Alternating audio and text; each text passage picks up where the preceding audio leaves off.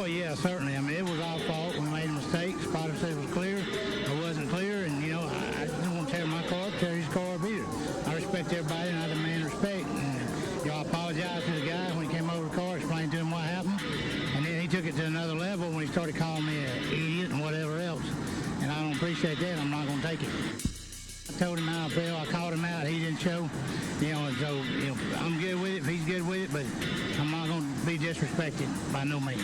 Yeah, I guess I had a dinner date at Applebee's last night that I didn't find out until it was too late. It's a shame. I love their riblets and boneless wings, but... All right, folks, welcome back to Meet Me at Applebee's, your number one unrefined motorsports podcast. It's Brian here with Rob and Ashley. We got Kansas to talk about. We got short track stuff to talk about. And I'm fired up because there was a lot of bullshit, and Ashley just scolded me for yawning on the show last week. And you know what? That's not going to happen because I pissed the fuck off. Folks, how are we doing this week? I'm pretty good, man. Nice, bright-eyed and bushy-tailed. How you doing, True Love? Doing better than Brian. Oh, the goddamn siren.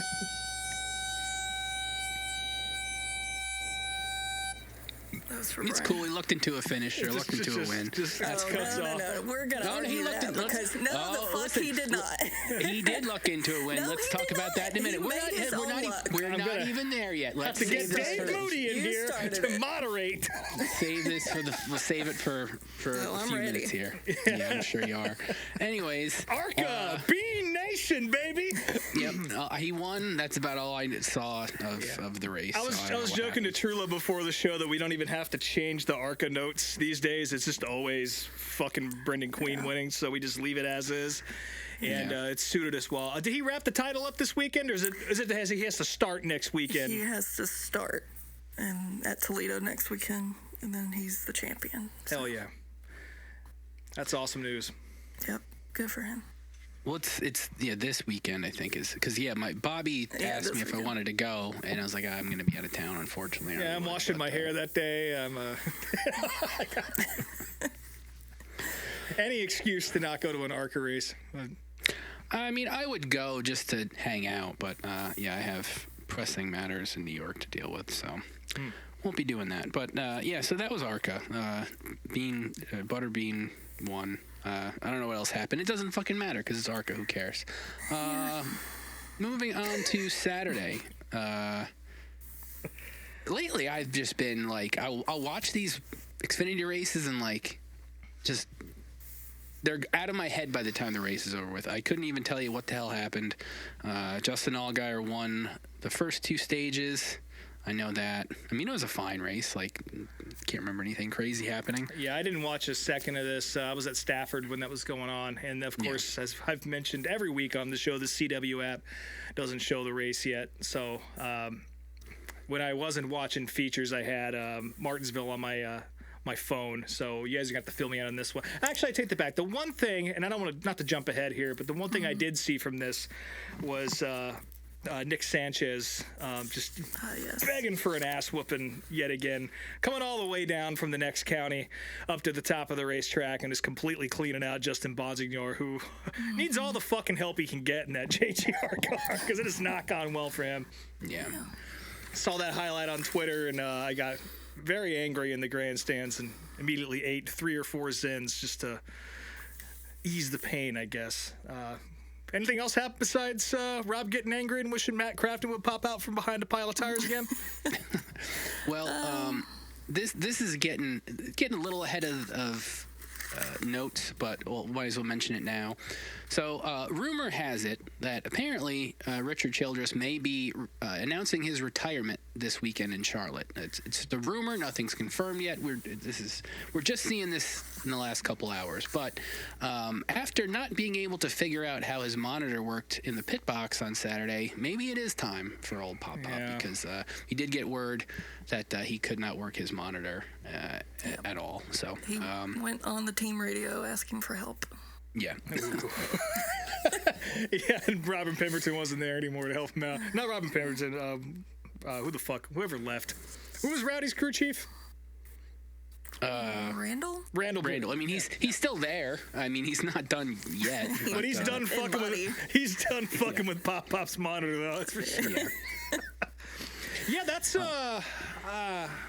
I know we're not the biggest RCR fans, but that's sad to see the old timers kind of fade off in the distance. And I know Austin Dillon is primed to take over the team. We'll see how that goes. He seems to have some ideas, and is obviously a younger guy. So I guess he's the next generation, and I think he's probably the guy who's going to end up taking over. But yeah, it's sad to see these old timers start to move on if this is true, and even if it isn't, all these guys' days are numbered on top of these teams. So. I think with the year they've been having, I mean, it's time. When you got somebody like Kyle Busch in your cars and can't fucking finish in the top 20 most weeks, it kind of says something. But I guess I'd also rather see Austin Dillon on the pit box than in a car. So that also works. So we'll see what happens. So who won the Xfinity race? Brandon Jones did. So cool. I think JRM was trying to... They were trying some strategy, some tire strategy, and I think there might have been a caution or something that fell at the wrong time, and either they stayed out or came in the wrong time, something to that effect, to where it kind of screwed up Allgaier's day. Because I was actually hanging out I was walking the dogs at the end of the race, and I just was listening to it and not watching, and that's kind of what I gathered, and that gave the win to Brandon Jones, which. Good for him. I like Brandon Jones. So he was strong all day and was probably the second fastest car after Allgaier. Yeah. So no complaints there. And more B Nation news. He scored his first top 10 in the Xfinity Series. So it's a big week in the old Beam Pop. Has there been? Does he have a ride for next year or what? Well, he's still rumored to be going to the new Dodge effort. In the Truck Series. Oh, right. That's right. Yeah, I imagine there's probably going to be some Xfinity starts alongside that, but right now it sounds like he's going over to Dodge next year. Yeah. That makes sense. He was second fastest in practice, qualified fourth, and then finished ninth. So for his second Xfinity race. Solid day. Yeah, pretty solid. Going into the Roval, we have... The 4 drivers below the cutoff line are Rob's favorite, Sanchez, everyone's favorite, Austin Hill, and then Harrison Burton and Sammy Smith. So. Oh, wow, what a bunch. I like Harrison, especially what he's done in that Sam Hunt car. It's been pretty cool to watch him kind of grit his way through it, and I hope he makes it through. Can kick rocks. Absolutely, yeah. So, I can go work on Pop's monitor for all I can. Moving on to Sunday. Oh, boy. Before the race started, Tyler Reddick's wife broke the news that their infant rookie has some heart issues and is in the ICU at the moment. So, obviously, all of our thoughts to those guys. I mean... that's pretty fucking tragic to, have that type of issue with an infant or any child really, but I mean, especially at the beginning of their life like that. So hopefully things clear up for them and Rick can get out of the hospital and get back to health and all that. So, that was a bummer way to start the day really, as far as racing news goes. She did give an update. I think it was this morning or yesterday that he got a blood transfusion and had perked up a lot. So that's good. That's good. But I can't imagine having to show up to the racetrack, trying to fight your way to the next round of the playoffs with that. with the terrorist for a boss as well. But well, Jesus Christ, getting ahead of ourselves, Rob. I mean, I will say though, they all know what happened. With all that said, I mean, he did, 23-11, the last couple races, the last year or two. I mean, they had a lot of success in 21, 22, and 23, but the last handful of races at Kansas, they have not done well. But they managed to turn things around, and Tyler was having a rough day. I think he had a couple pit stop issues and still managed to fight his way back up. Yeah, he managed to fight his way back up and get a top 5 out of it. And, he's not going to make the next round, but, still a nice showing for him, amidst all his adversity he's going through. Yeah, no doubt. You have to explain this Suarez is the new Newman line because... he was just pissing me off all day on Sunday because he was multiple laps down. He wasn't even fighting to be the first car a lap down. There was other cars way in front of him that were in that position. And he was battling the leaders like he's going for the win and like throwing aggressive blocks. Just, I don't know what he was doing, but it was pissing me off. So that was my note. Yeah, that's fair. Yeah. He was doing all of those things, that's for sure. Yep. Speaking of sucking. Yeah, we just talked all the shit about RCR, and they had yet again another pretty piss poor day. I don't know where Austin was, but it doesn't really matter. Kyle Busch, though, was in the back of the pack all goddamn day, so much to the point that his spotter apparently uttered, if we get another 35th place finish, I'm going to jump off the top of the spotter stand. So not a great sign over there in the 8 Kyle did manage to salvage a top 20 out of the day. Yes, thank God. And Derek Nealand is presumably safe, but they probably have him in a padded room and up and welcome right now. Poor guy. This is obviously not the highlight of the race, but there was a pretty wacky crash towards the end, which saw Zane Smith get punted into the wall, really just ran up into the wall by John Hunter Nemechek, and his car somehow managed to like ride up the wall and then basically ride along with the driver's side window on the pavement and like basically wall ride like an actual all the way wall through 3 ride. and 4, yeah. And then when he came to slowed down enough, he kind of rolled down the bank a little bit and. He was fine. It's just a very odd wreck. I feel like we have seen this maybe once before with this car, but it's still one of those very uncommon things that that shouldn't happen. I think there was a wreck at Richmond years ago where a guy got on his side. I forget who it was. Yeah, there definitely Casey Kane in the Busch Series in 2010 at Bristol was what it made me think of, and he was also in the 38 car. Yeah, it just looked like something you'd see on. Did you guys ever play that NASCAR game on Wii, Inside Line, from like 2011? No. Shit would glitch like that sometimes, and a car would wreck and just ride the fence. And that's exactly what that looked like. My favorite part about that wreck was the obsession that Steve and Dave Burns had with what Zane Smith was smelling. Steve wouldn't quit talking about it in the booth, and then when Dave Burns interviewed him outside the medical center, that was like his first question was, "What were you smelling in there?" What the fuck? I totally missed that. That is strange. Yeah, apparently security got called to the 38 hauler after the race, or while the race was still in progress during overtime. I don't know exactly what happened, but it sounds like there might have been a little bit of an altercation, or at least they thought there was going to be one, so they brought the cops in. Certainly not the only time that happened this weekend across the racing world, but we'll talk about that a little later on in the show. But I'd love to see a Zane Smith, John Hunter Nemechek fight. I think that would be... pretty funny. Two dorks fighting in front of a GameStop is what it would look like.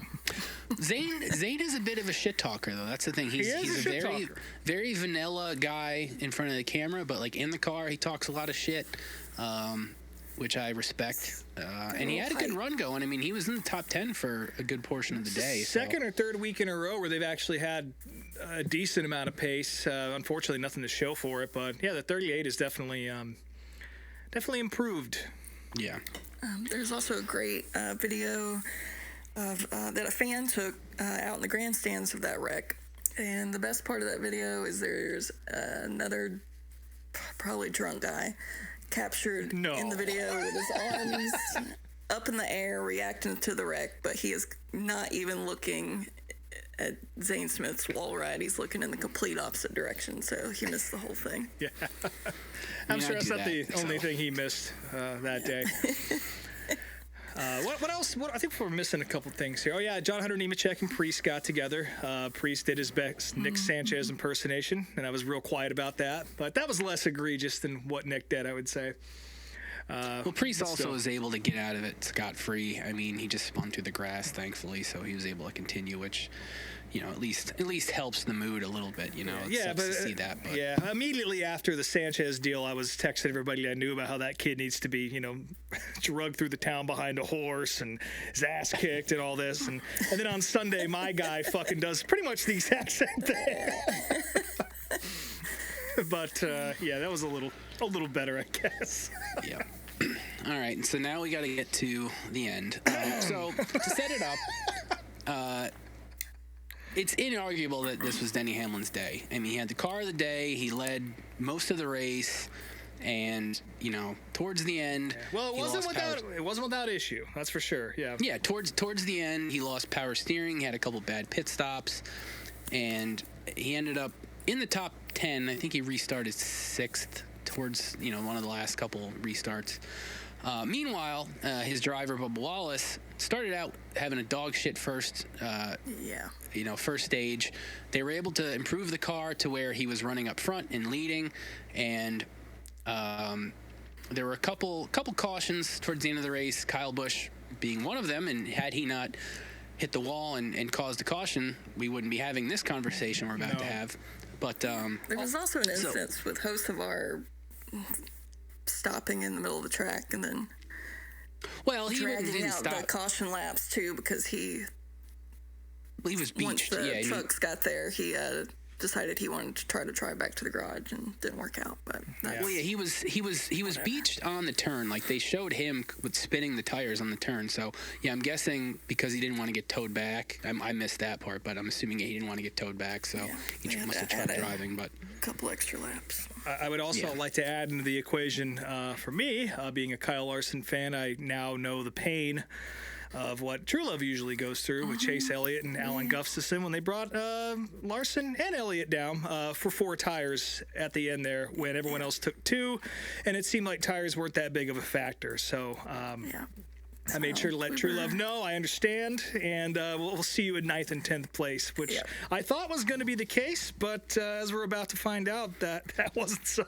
Well, not for you anyway, True Love. One of us capitalized. Yeah. But. Were you driving the car? I'm speaking of me and Rob. Yeah. Oh, well, still, anyways. This led to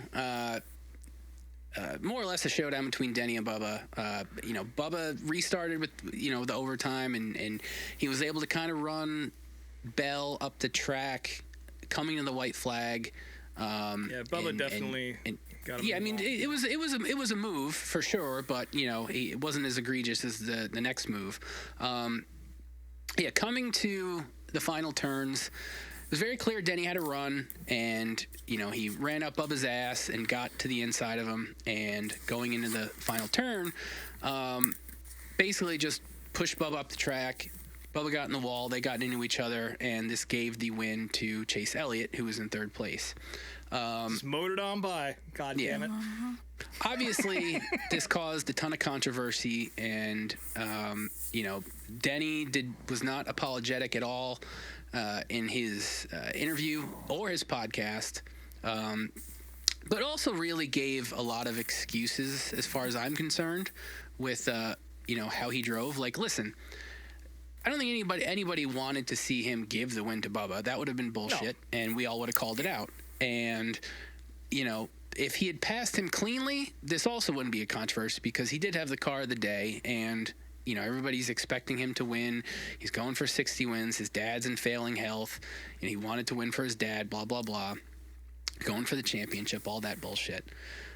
But we also last year saw one of the best finishes in NASCAR history with Larson and Buescher racing side by side through that fucking turn, not getting into each other, racing as clean as possible. And that's what we should have saw on Sunday. What we saw is Denny, again, making, I got aero tight, blah, blah, blah. I let off when I was supposed to, all this bullshit. But, it just was a bad look for Denny. And to me, I think his championship run is over. I think the last 2 weeks, I can see the meltdown coming with him. And this is a bad look. Bubba obviously did his best to control his emotions, although he did call Denny a douche on the radio and flipped him off on the backstretch, which he did call him a dumbass in his interview too. But I'll give Denny credit that. Denny said this whole time starting this team that I am your car owner Monday through Saturday. On Sunday, I am your competitor. And he gave Bubba all the grace in the world for those comments and everything because he understood. So he had nothing negative to say, and he had, no ill will towards those emotions from Bubba, which were pretty valid, I think, in most people's eyes. But yeah, it was just frustrating to watch. Like Dale Jr. said on his show today, I did catch at least the beginning of the show. Nobody expected Denny to let off, but he could have done it differently. And Denny himself more or less said that on his podcast. But again, he was not apologetic whatsoever. And it leads. I don't know, go ahead. Man. I just don't give a shit. It's what he's supposed to do. He's aggressive. He does it to everybody. And why would anyone expect him to do anything different? I think a lot of these opinions are kind of coming in hindsight. Well, he's the team owner. He should have done this. Bubba needed these points. Blah blah blah. But I think really the problem here is the fact that he's trying to serve two masters by being a team owner and also driving for another team that expects him to be cutthroat. So, and this is I don't know if I'm going to call it a rare circumstance, but it's certainly a perfect circumstance where these two worlds kind of collide and someone's going to lose. In this case, it was both of them. But I just have a hard time thinking this is some egregious thing. Obviously, if you're a Chase Elliott fan, which I'm not, this is quite a celebratory moment, I would assume. But it comes down to a couple things that I'll note. A bunch of people on Twitter brought up the whole Dale leading Mikey and Junior to the checkered flag at Daytona. Well, that's a silly thing to compare it to because that was planned. You can talk to both Mikey and Dale Jr. They've told the story that that's what Dale wanted to do, and Dale already had the win. He had the championships. Dale was in a different position in his career and clearly wanted to see his driver succeed. Probably more than he wanted to succeed at that point. Yeah, but how did Richard Childress feel about that? Anyone ever asked him? It's true, but I'm just saying, bringing up the car owner / driver thing. Yeah, it's just a tough situation, and there really isn't a good answer for it because if you have a competitive team that you own and you drive for a competitive team and they're separate teams, this is going to happen. Well, again, nobody would have been pissed had he won cleanly, but he didn't. He wasn't clean. That's the problem. And Blaney, 2 weeks prior on Junior's podcast, mentioned Roger doesn't give a shit who wins as long as one of the cars fucking win. And I'm sure that's exactly what Toyota was thinking when they could have had another one of their drivers in the playoffs.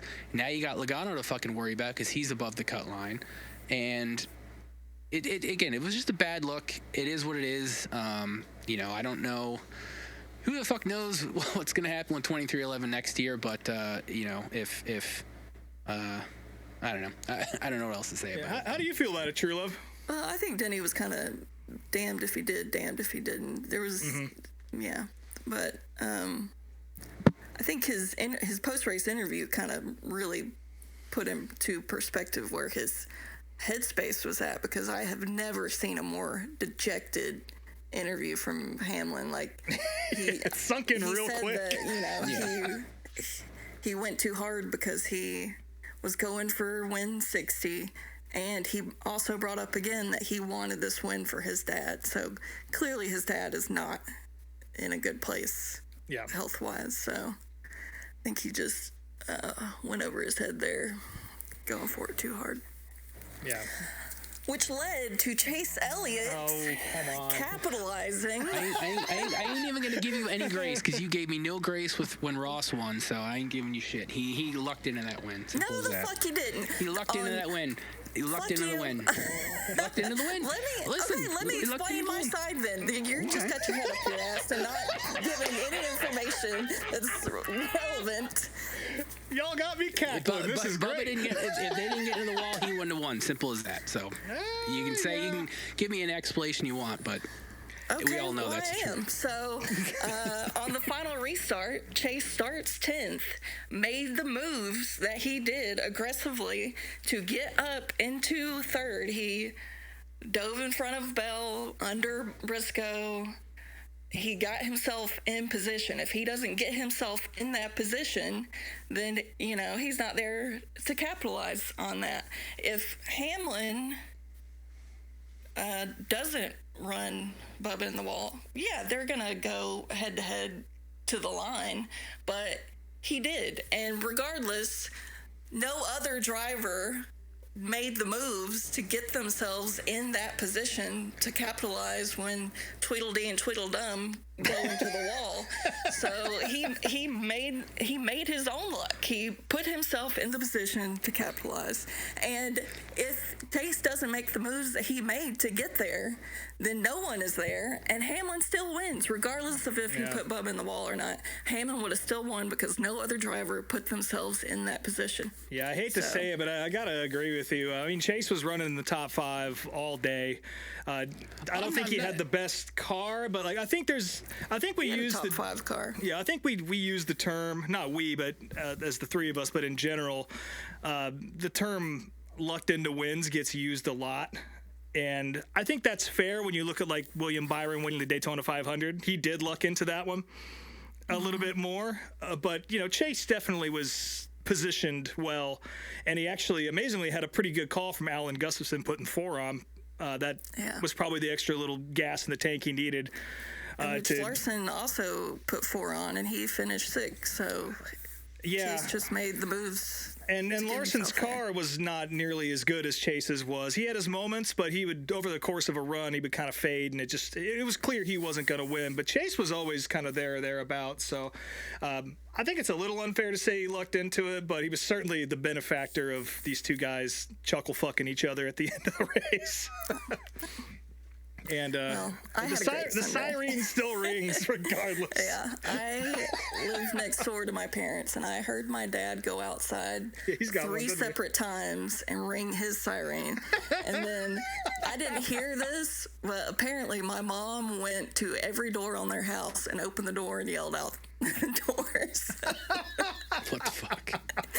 And they both called me too. I have never heard my parents that excited because my mom loves Bubba, but they both hate Hamlin. So just the way that all played out, the energy was crazy. And then Kyle Ayala called me, and we just screamed ineligible words at each other for 5 minutes straight. Yeah. So I was really... Lee Diffie's call, too, in that whole last couple laps was electric. Yeah, that's when Lee really shines, is those chaotic moments. He's super good at that.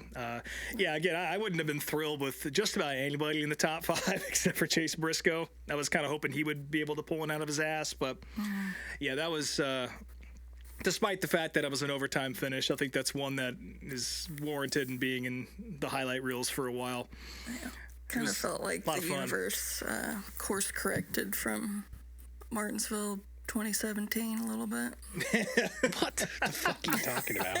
That was fun. I remember that.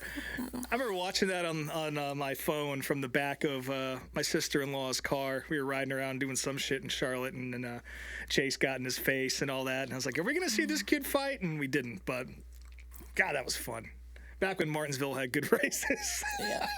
Back in those days. But yeah, folks, get your tickets for Kansas.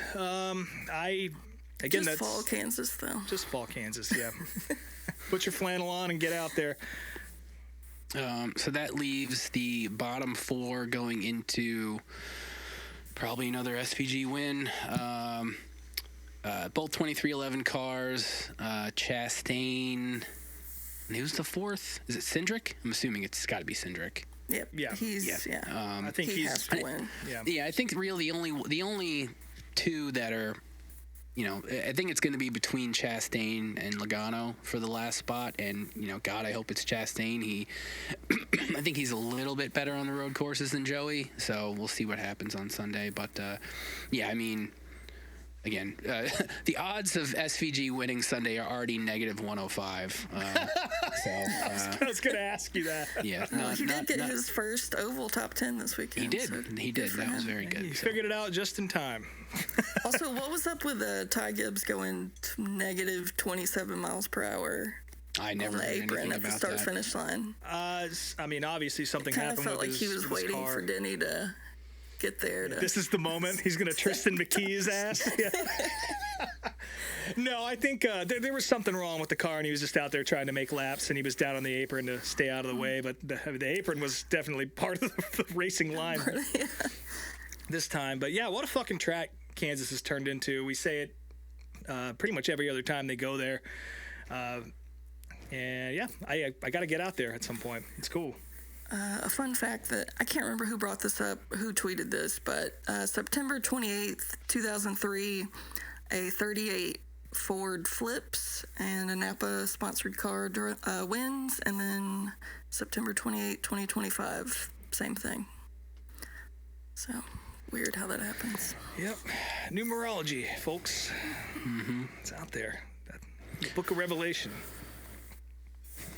All right, well, moving on to general notes. I guess the big news of the week is Rodney Childers joining JRM next year to crew chief the car that is going to be split now by Connor Zilich and Carson Kvapil, which I think that really leads to why they're splitting that, and that hasn't really been explained anywhere yet. I don't know if Junior mentions it on his show. I haven't got to that part, but I haven't seen anything about why that's happening, so that remains to be seen.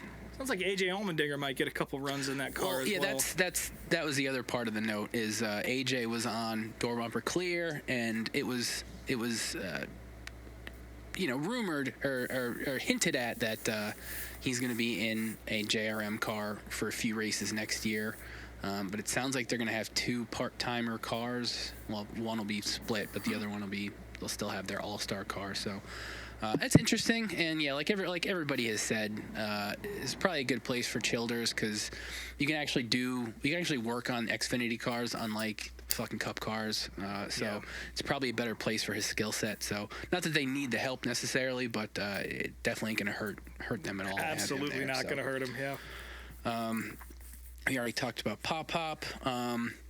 This is a weird thing that I saw in one of the Facebook groups that I don't understand at all. But there is going to be one of those vodka drinks, like one of those vodka mixed drinks that everybody sells now. Yeah. But it's a brand that is sponsored, or not sponsored. It's apparently started by the Bodines, Ernie Irvin, and Sterling Marlin. And it's called Rocka Vodka, which I'm just going to call it Waka Waka. And yeah, I don't. Why wouldn't you call it Swervin' Irvin? Well, I looked it up, and apparently this is already an established vodka company. They're just going to feature them on like a limited edition run of flavors and cans. So there is chance for Swervin' Irvin. Yeah, so it comes out first week of December. I can't imagine that's going to be making its way up to my neck of the woods or our neck of the woods. So somebody tell me how that is. But apparently they're going to have a meet and greet, autographs, and telling stories and taking photos whenever it launches. So. Yeah, well, the two of them, Bodine and Ernie, live in Florida, and they're like friendly with each other and hang out all the time, so that makes sense. But Sterling, I'd be surprised if he can get on a plane. But sounds like that shit that J-Rock made on Trailer Park Boys. What was that, Rock Vodka? Remember that? Vaguely, it's been a while. It's good shit. Let's see here. All right, so moving on. I guess the other bigger news story of the last week or so. Apparently, all of a sudden, out of nowhere, I mean, obviously the championship format next year is going to be changed. Nobody knows what, but now all of a sudden, a lot of higher ups in NASCAR are reconsidering just dropping all of it and going for a full season next year. So, I hope that happens. I think a lot of us hope that happens, but not Mikey Waltrip, because Mikey tweeted out, this works in other sports. Yeah, sounds he said good. every Sounds like a good sport deal. has a playoff. Yeah, and he was immediately corrected by Grok or whatever the fuck on Twitter, telling him that no other motorsports have playoffs. So good job, Mikey, being a shill. So yeah, I don't know. I mean, I think we're all on board with the full season, but I'd also be fine with a traditional chase format too if they decide to still stick with some sort of playoffs. I think that would be a much more fair way to round things out. Even if they went to the four race, like, nah, just do 10. That's fine. But Yeah. I guess we'll see what happens. We're probably not going to know till the season's over with, but surely it's going to be talked about throughout the next month and a half or whatever the fuck. So Yeah, seriously. I look Can't forward wait to it. to the truck finale when Corey Haim has an engine failure and loses the championship, and Mikey's like, well, Yeah. love them playoffs. yeah. Or Connor Zilic.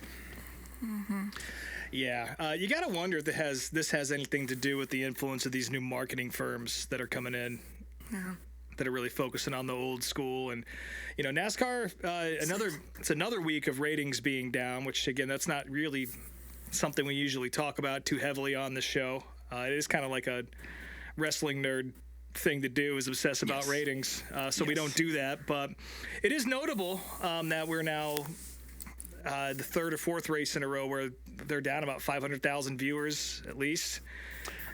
This race, I don't think it was that bad, but it was still significant, yeah. significant, yeah.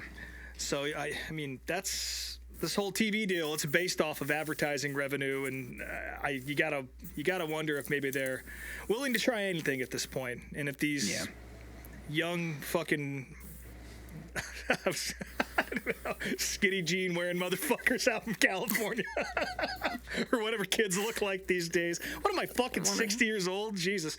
But yeah, you got to wonder if maybe they're having an influence on that. But if they are, good on them. And I hope the Hell Yeah campaign comes to Bring back fruition. cuss words. Yeah. Well, speaking of Gen Z, I This is so didn't catch- goddamn funny. I didn't catch where this video was filmed, but like, I don't know if this was in kind of Chicago. like a festival or something. Like something to that effect. But some Gen Z teens came up and they found, for whatever reason, wherever the fuck they were, Chris Buescher's Tylenol car was on display. Yeah. And they clearly pointed out the Tylenol part and then the RFK part, obviously, and labeled it the autism car, which is a very fair assessment for someone who doesn't know anything about NASCAR, I guess. But, so damn funny, dude. Yeah, that was great. A little bit of news for me specifically, almost, but apparently, whatever Cleveland sports division, fucking, I don't know, some group in Cleveland that's like, kind of related to all the professional sports in the area, put out feelers for IndyCar returning in 2028 to Cleveland. I don't think it's been said in what format, but the way it was written, it sounds like a street race as opposed to the old airport race, which the airport's still there, although I don't know how much time that has left.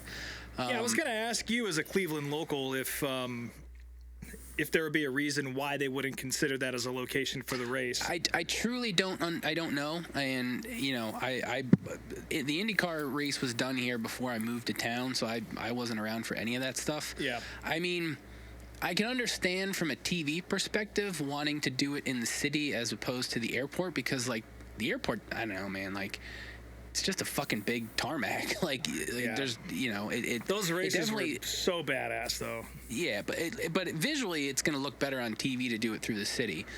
Where in the city they do it, who the hell knows? But 2028 apparently it's rumored. So yeah, I mean, if we're all still alive by then, I'm sure as shit going to go to an IndyCar race 10 minutes from my house. So yeah, of course. Hopefully it happens. Yeah, other IndyCar news here. Alex Yeah. Palou, of course, you're now four-time IndyCar champion. If you guys remember a few years ago, he got into a little bit of trouble, to put it lightly. There was a big contract dispute between Chip Ganassi Racing here in the U.S. and McLaren F1, or I guess just McLaren in general, but it sounded like there was some sort of weird backroom legal stuff going on where McLaren was trying to court him and Chip said no because it's their contract, blah, blah, blah. I missed the details on what actually went down, but apparently that wasn't the case. Apparently Alex had just signed 2 contracts like a fucking idiot. And now he's in court in the UK. He might owe Chip Ganassi, he might owe McLaren up to $33 million as a result, which you don't make that much as an IndyCar driver. Yeah, Jesus. So they're going to probably work that down to a pretty large sum, and Chip has agreed to cover the cost from what I gather. But yeah, that don't do that, folks. If you're signing an IndyCar contract or any contract at all, just sign one of them. Don't sign two. He's gonna have to sell some trophies to Yeah. make some money. Oh, excellent segue, True Love. Of course, last week we were talking about some of Martin Truex Jr.'s trophies showing up on eBay for sale. Well, of course, probably the most notable one is one of his lobsters that he won. It was from his last win, I think, which I was actually at that race. Pretty cool. About, 12 hours after we talked about that, Martin posts on Instagram that I did not know these were being sold. This is against my will, and I would like them back, essentially. Yeah, the story that was out there, at least was put out there by Race Day Authentics, that were selling the items. It was apparently someone that had worked, I don't know if it was an assistant or who the hell it was, but somebody that had worked very closely with Martin Truex the last 10 years, and apparently was cleaning out his house, and he just thought Martin left all that stuff for him. That was the story they told. So who knows how true all that is, but yeah. Very interesting, because a lot of people were confused about that, and again, we mentioned I've seen drivers selling stuff, but not the year after they get out of the fucking car, Yeah, My theory. Oh, go ahead. I was just gonna say that my theory, as a true Truex hater, is that he was trying to sell these trophies, and since he does not live on the internet whatsoever, because I think the last time he posted on Instagram was like a year ago, that he did not expect it to blow up and to backfire on him, and then it spread like wildfire, and then he had to do damage control. He really does not give a fuck about those trophies. I don't know. I think he. I was under the same assumption. Not that he was upset about what people would think about him if he sold them, but he just seemed like he was done. Like, he seemed like he'd been over NASCAR for a couple years, and sometimes people, when they get burnt out on something, they just completely shut the door and never look back. So maybe they didn't mean anything. So when he did post that he wanted him back, it made sense to me. But either way, what a fucking mess that is. And I'm going to assume that assistant, if he still works for Martin, might not anymore. But do you need an assistant on a bass boat? I don't think so. I don't know. But you could buy an 80-year-old lobster for $1,750.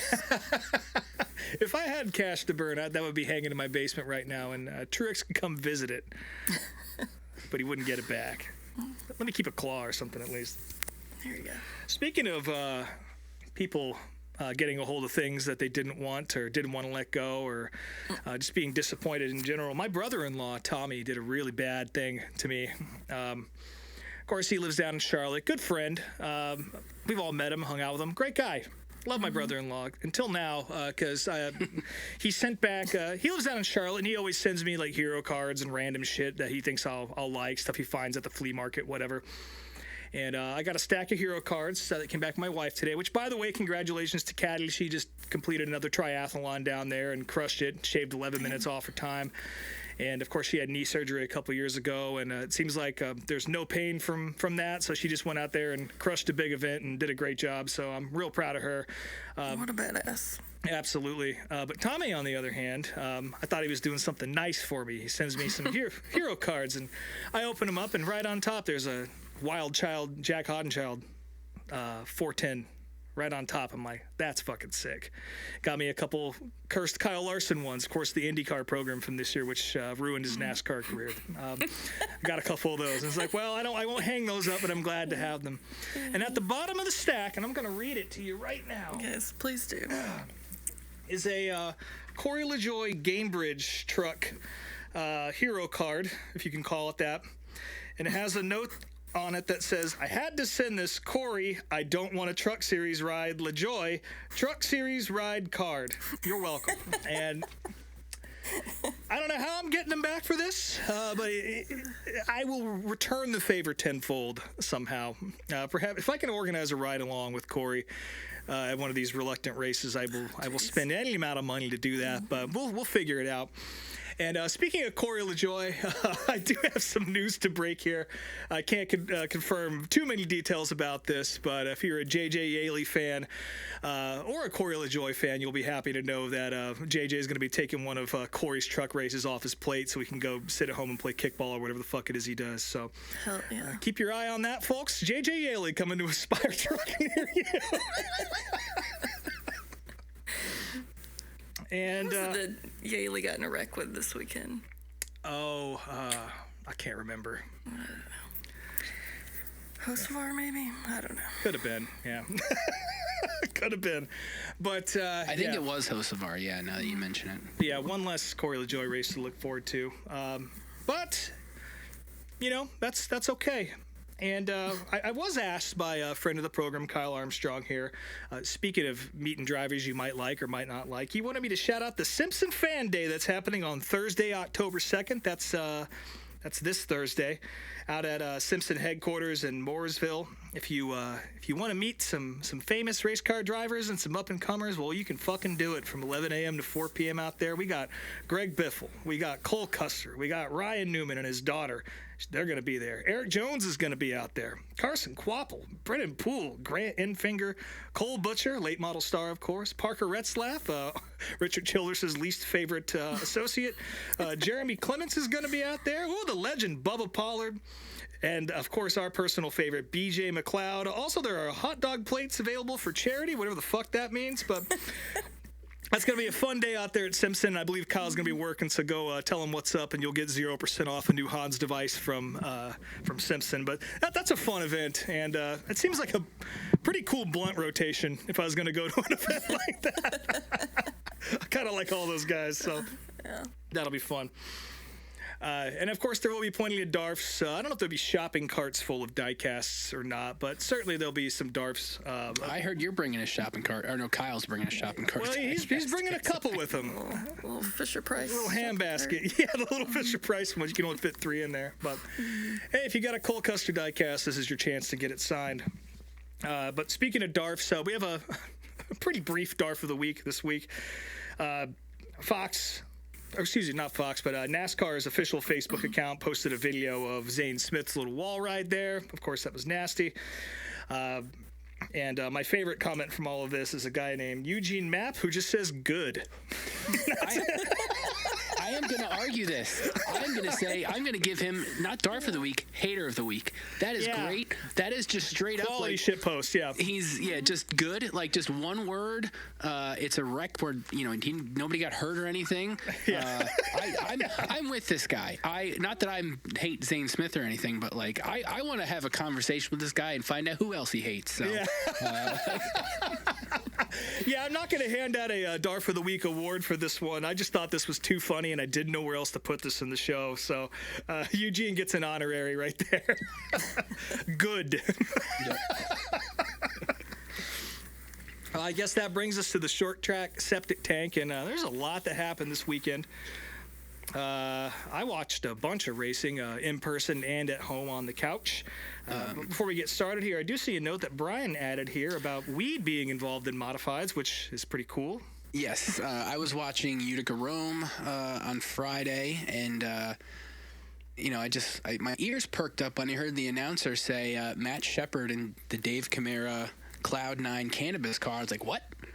So I had to look that up, and yeah, both Dave Camara in his car, and I think Matt Shepard is going to have it on his car next weekend for some race. Sponsored by Cloud9 Cannabis, which, obviously people don't live in New York, might not know this, but I mean, weed is legal, fully legal in New York. Yep. And it's the first time I've seen like straight up weed on any type of race car. There's obviously been CBD and that type of bullshit, but not just straight up fucking weed. Yeah. So I am fully behind that and need to get myself a shirt of that car. So, somebody point me in the direction of that. So I was very psyched on that. Yeah, the times they are a-changing, that's for sure. Also on Friday night, we got to see Nick Hoffman pick up a big win at Brownstown in the Lucas Oil Late Models. That was badass. Of course, he's a World of Outlaw guy typically. And, you don't get to see Nick run with those guys very often, so it was nice to see him pick up a win. Bad night for Jonathan Davenport. Had a tire go down, kind of screwed him in the points a little bit. But that brings us to Saturday. which was a very packed day for me. I don't know how much of this you guys watch from home, but we'll just kind of go in order of the day I experienced, and you guys can chime in if you did happen to see any of this. Saturday, of course, Caddy was out of town, so I had free reign to do whatever I wanted. And my big choice was to head down to Stafford for the last time of 2025 and go check out the fall final. I think I called it the Spring Sizzler last week on the show, but it's kind of the same fucking event, just different time of year. So sue me. It's a little September Sizzler. Yeah, Spring the Sizzler. fall Sizzler, yeah. But great event. Stafford, of course, I've sung its praises on the show plenty of times, so I don't really need to go into details about how nice that facility is. Of course, they had a nice little pit party going, which... usually I just get a pit pass anyway, but so it didn't really affect or change anything for me. But for about an hour during the middle of the day between heats and the features, they opened the pits up to everybody. All the Stafford competitors were out there with their race cars, with hero cards and candy and T-shirts for sale and the whole thing. You kind of got to go through and meet everybody, which was pretty cool. It was nice to see, lots of kids out there excited to meet drivers with just stacks of hero cards and autographs and all that. At a short track, which is not something you necessarily see all the time. And Stafford does a lot of things the right way, and I think that this is another example of that. But yeah, I went down there and took a little walk around. Of course, Doug Coby was running that race, as well as Ryan Newman taking a ride in the Mystic Missile. That was cool. I didn't see any shopping carts, but if there were a few Darfs waiting around to meet Ryan and get their picture made with them. I got a nice picture of the Mystic Missile getting backed into its stall, so that was cool. I went down to Mike Christopher Jr. to see if he had any shirts available, and he kind of gave me this look like, and I was like, you don't have to say anything else. I know you're out of them. And he's like, I got like 2 mediums, dude. I'm sorry. Mikey's car is my favorite looking car out there. It's the all black with a bunch of contingency stickers and that digital clock face number 82 on there. That thing looks fucking killer, same as his dad ran. But yeah, it was cool to walk around in there. They were playing the old 83 Sizzler up on the screen inside the track, which was neat. And what else happened here? I walked Midway a little bit and see what was going on there. There's this one guy that I bought from before who I don't really care for all that much. He's kind of a dick, and the prices just kind of magically change once you get up to pay him. Uh-huh. But he did have a tub full of those old Matchbox modified replicas that they made in the early 90s, and they were $5 a piece. And I had like a handful, I had like $40 of these things in my hands. Like, I'm taking these home. And I was like, this is not a wise decision for me to do right now. I don't need these at all. I'm going to come back later, though. We'll see how the day moves along. And I didn't have enough cash. I didn't want to go to an ATM. It's like, I'm not really going to get rid of all my beer money here on this. I was like, we'll take an hour and think about it. So after that, I went to that before the pit party, went down there, walked the pits afterwards, and I was like, yeah, I'm buying these fucking things. And I went back up there, and every single one that I wanted was gone. So, oh, no. Yeah. You would make a nice all those Ron Bouchard, yeah, I know, yeah, all those Ron Bouchard old blue cars and the Rick Fuller cars, and there was like a sick Maynard Troyer one that was in there. I left them all on the table, and somebody scooped them up. So yeah, those may be available at a antique mall across town, because I bought earlier this year. The guy had like random dirt modified ones, so I bought a handful of them. Yeah, well, they are making them again. They're making them again, and they're super expensive. And you can actually buy those at the Stafford, like the convenience. Well, yeah, there's a company called ARC, yep. And yeah, I think the same ADC, and then I think the Nutmeg people are still doing stuff. But the new cars are expensive as fuck. But these are the original Matchbox ones from 1990, 1991, and I'm gonna. God damn it. They'll pop up again, trust me. They're not that rare. Yeah, but I took a picture of the bin before I walked off, so you guys get to see that on the internet. But yeah, that was definitely my big fail of the day. Anyway, the racing was pretty good.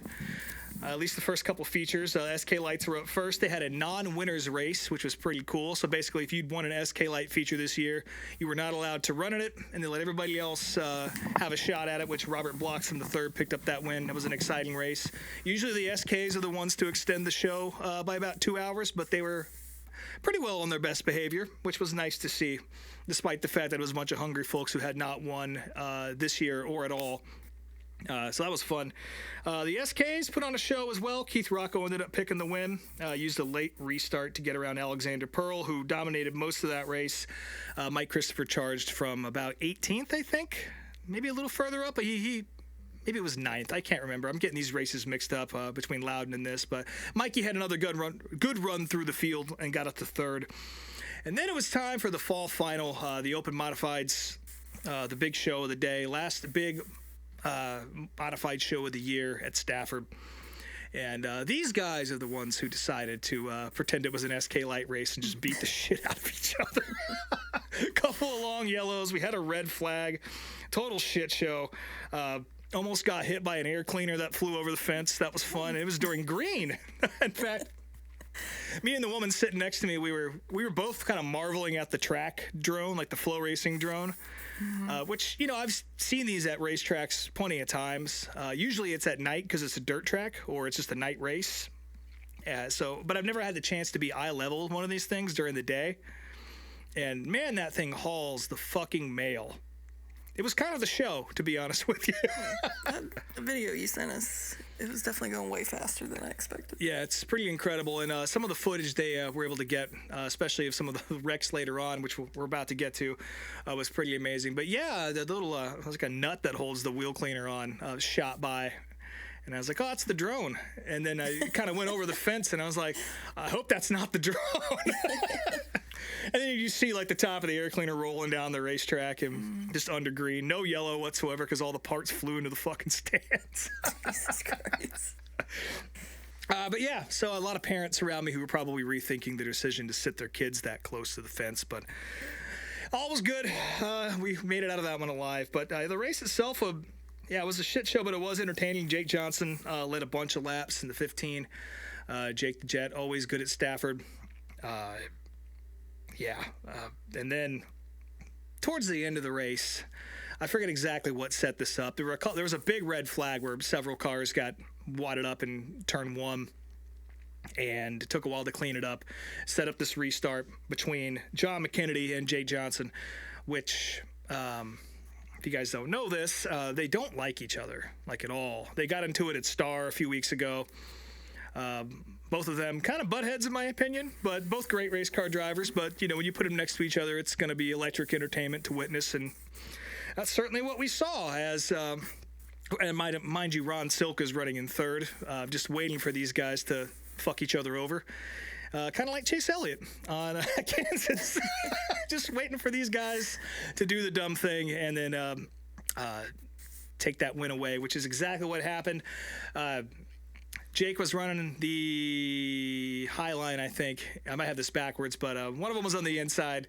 McKennedy was up top. That's what it was. So Jake was on the bottom. And Jake was trying to clear him or something. And then McKennedy just fenced him, took both of them out, and just handed the race to Ron Silk.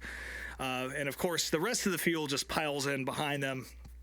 Which angered a lot of drivers, but we did get some really great quotes out of these guys because it was a red flag period, so you could interview them all, which was awesome. So first off was Woody Pitcat. He got cleaned out by Steven Kopchik, ARCA style, like way after the wreck had already been essentially settled. Woody had this to say about Steven Kopchik, saying that he got taken out by a non and he should probably stick to building chassis instead of driving race cars because that seems to be the only thing he's good at. Everyone loved that. Jake Johnson, they tried to put him in the ambulance with John McKennedy, and then he got pushed out of there and started talking shit. Got on the mic and blamed the accident on McKennedy's jealousy, which I thought was a good move. And it was about 5 minutes later when the cops got called. By the way, they were pitting next to each other. Did I mention that? The cars were pitting right next to each other. McKennedy's car actually could still roll. It was missing the Nerf bar on the right side, so they drug him down on a pit road to try and get him fixed up, and Jake Johnson's guys didn't like that. Seemed like a scuffle was about to break out, and then several state troopers rolled up along with track services, and they stayed parked there for the rest of the evening.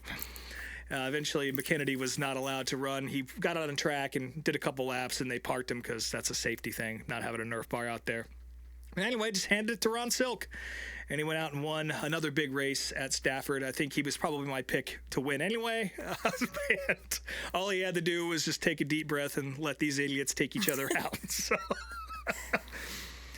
also, yeah, after all that, Ryan Newman started about 89th place in that feature. The Mystic Missile, unfortunately, not quite as fast as it once was in its glory days. But he was able to survive all the carnage and get a 9th place finish out of all that. So good for the Rocket Man. Also, Eric Burnt finished in second with about 2/3 of a car left because he got in a wreck pretty early on and kind of knocked the deck out of it. And the back of that car was completely blown out. But he still managed to get second. But that's the fall final. It was great. I love Stafford so much. And I say it every time I go there. If you have an opportunity to go check that place out, please do. Because it's killer. And of course here in the fall in New England, it's absolutely beautiful. Trees are starting to turn. Another perfect weather day, about 70 degrees all day, just perfectly comfortable. And yeah, stacked fields, nice people, great racetrack. Just fucking do it. Anyway. A little apple cider? No, it wasn't that cold. I'm sure it was available. I went with, I forgot the name of the beer. Coors Light. It wasn't Coors Light. It was something on draft, some local thing, which, by the way, they have nice local taps there and a beautiful bar. But I've talked about that on the show before. It is fancy, yeah. But, yeah, Stafford rules. And that was a nice little preamble into my night on the couch. Got to my car, and it was just about time for the Valley Star 300 to kick off at Martinsville. Of course, this is one of the premier late model stock events in the world. If they race late model stocks anywhere else in the world, maybe Canada, I don't know. But this is a huge fucking event. It's been happening for a long time.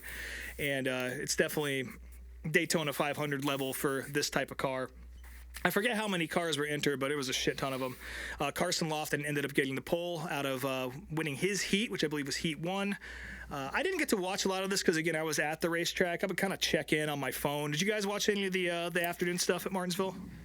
No. Okay. No, I just tuned in for a few minutes, and then it went back to red flag for rain, and I was like, okay, Yeah. I'm not waiting this out. Yeah.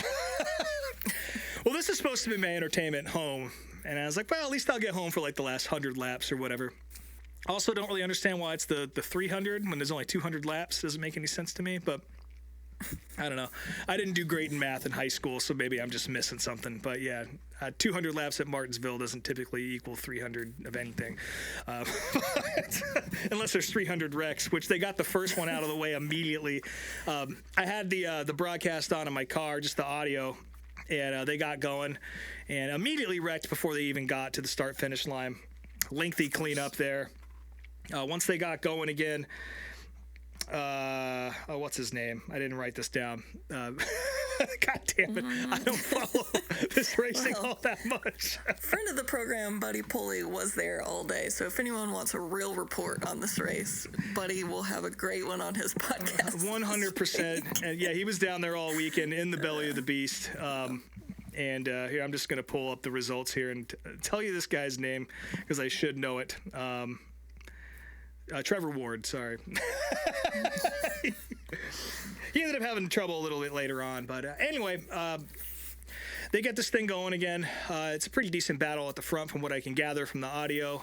I pull in my driveway. I'm ready to get in there and have a couple beers and finish this race out and then watch everything else on the other TV I have upstairs. Just a nice night of short track racing on the couch. And as soon as I turn my car off, walk the 100 steps to my front door, turn in, open the front door, walk in, turn my TV on, it started raining again, which is super cool. So I got to be subjected to watching a bunch of hot dog footage. Of course, Connor Jones, definitely takes the cake and gets the trophy for most hot dogs consumed. I think he said he had 14 that particular day, and his total count was at 24 at that point or something like that. Again, Buddy will have more coverage on this. Yeah, I think he has the official count. Personal to those dogs.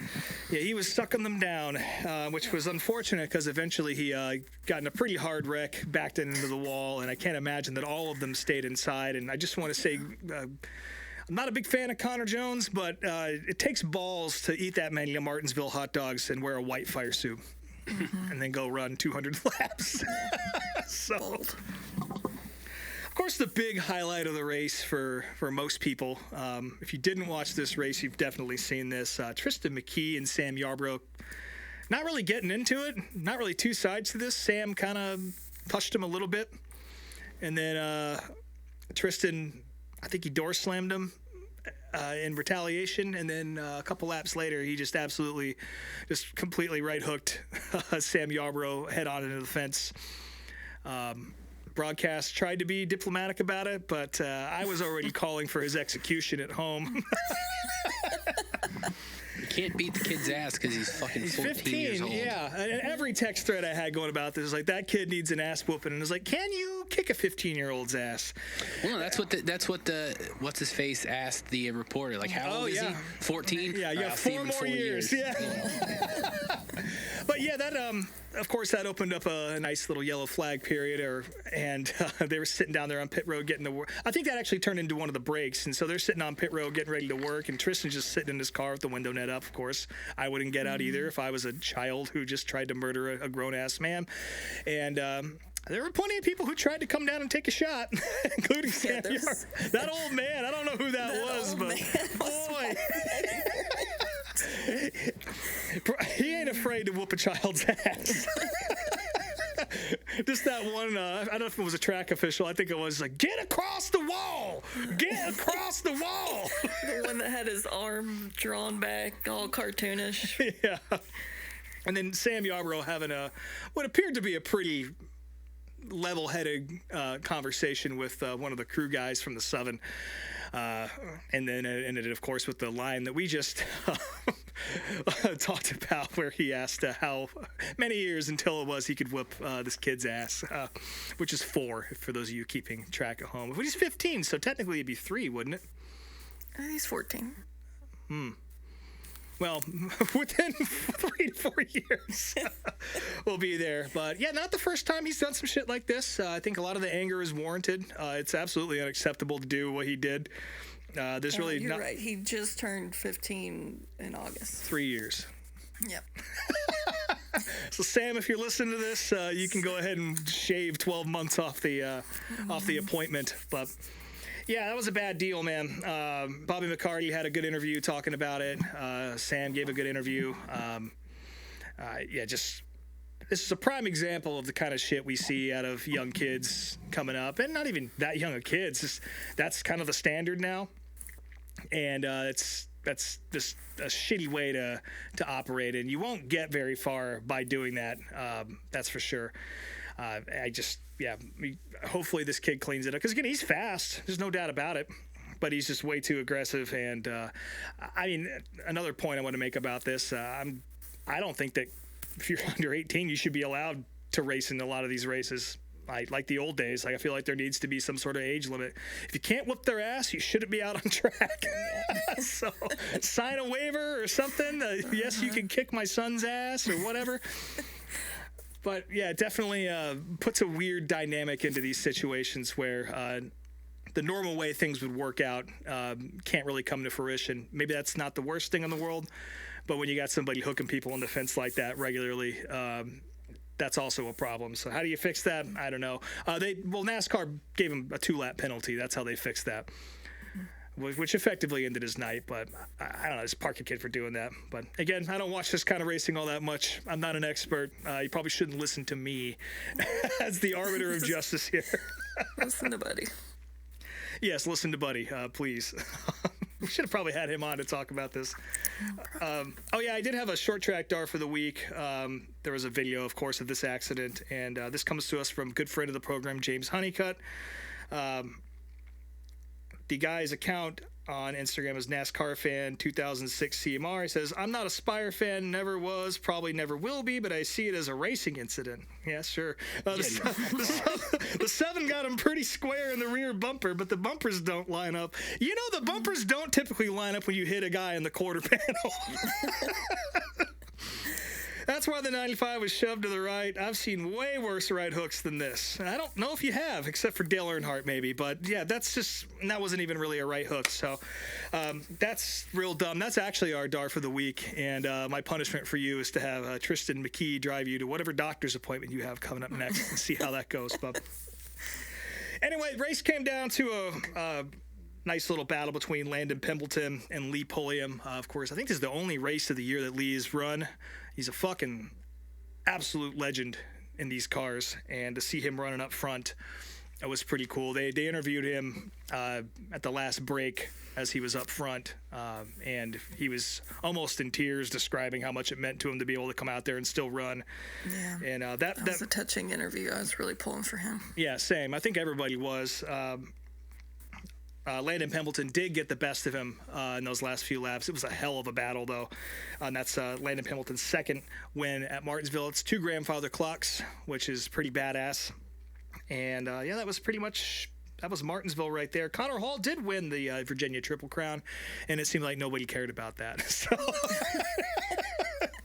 good for him. I don't think he even did, because he did not want to wear the crown. No. Speaking of Buddy, maybe we'll let him post this one, but Buddy got to wear the crown, so good for him. But yeah, that was fun. I don't usually watch late model stock racing or the Cars Tour or anything like that. We got to see everything that happens in that world at this race, but when it's good, it's really good, and I thought that Saturday night was particularly good, especially at the end there. And again, shout out to Lee Pulliam for that valiant effort, coming in second in his only start of the year. Old man still got it. He's not even that fucking old, but it doesn't look like. After that, a couple more races I watched. Danny Sams the third picked up a win at Bridgeport. It's, of course, the High Limit Series. Have one of the worst High Limit playlists that I've heard. Of course, they let the drivers pick songs for the audience to be subjected to. And he made me listen to that shitty Blake Shelton God's Country song. And I was hoping he'd blow an engine for making that happen. But instead it rained and he won a trophy after 10 laps, which... That's something, but there is a really funny photo of him with his trophy in bed with him. He's cuddled up with this, so that was sweet. And I think the big highlight of the night, of course, was at Sharon with the World of Outlaws. Dale Blaney, the lowrider, picking up. I think it's the only race he's run this year with the Outlaws, and he whooped their asses in this custom-built car that him and Dave have put together to run at Sharon. But oldest World of Outlaw winner in history at 61 years old. Super cool to see Dale get that done, man. I don't think anybody was rooting against him. Yeah, he took that record from his brother Dave. He did. He won at 59. So not a lot of time left for those guys on the racetrack. They might even both be done. I'm not really sure. You got to see a picture of this car though. It is fucking. It looks like a super modified with how far the top wing hangs out, and the right rear is super extended out. Again, it looks very similar to how a super modified is built without the engine being hooked onto the right side of the car. But yeah, I don't think there was anybody who would have hoped to see Buddy Kofoy get around him for that. So big fucking shout out to the lowrider Dale Blaney for getting that done. I think we all love that. Yeah. Also from this win, I learned that Dale Blaney is AJ Allmendinger's bus driver. Yes, that's true. Know. That's true. Pretty neat. That's true. Then it was on to Sunday. Of course, the Cup race, we already discussed that at length. But after that, we were privy to a couple more events, which were very enjoyable. Of course, High Limit was at Path Valley down in Pennsylvania. This track is so fucking badass.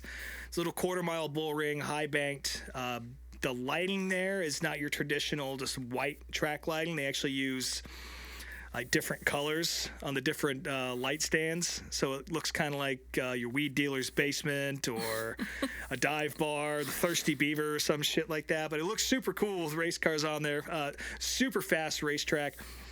I believe Brad Sweet picked up the track record. It was like a 9-second lap, 9.8 seconds, something like that, that's very quick. But Tanner Thorson picked up a big win, which was awesome. I love Tanner Thorson, and he brought his child, or Tristan McKee, I'm not really sure what he was holding there. I think it was his baby, into victory lane. Gave a pretty funny interview, trying his best not to swear with his child in his arms.